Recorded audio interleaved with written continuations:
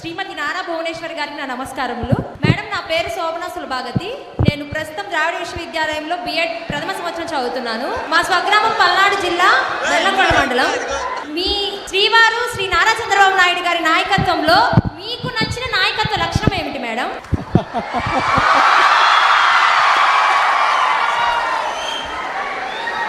చంద్రబాబు నాయుడు గారి గురించి నాకంటే కూడా మీ అందరికీ బాగా తెలుసు.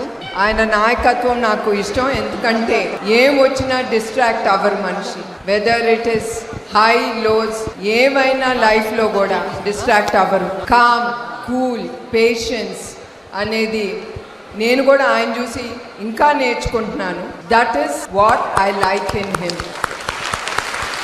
He has to be very strategic, calm, be more patient, because as a responsible CM, he has to think a lot, which has to help the state. Chala mandi chala advice istaru, but he has opika chala ekkuva manishiki, and of course he loves politics. That runs in his blood. That is what I like in him.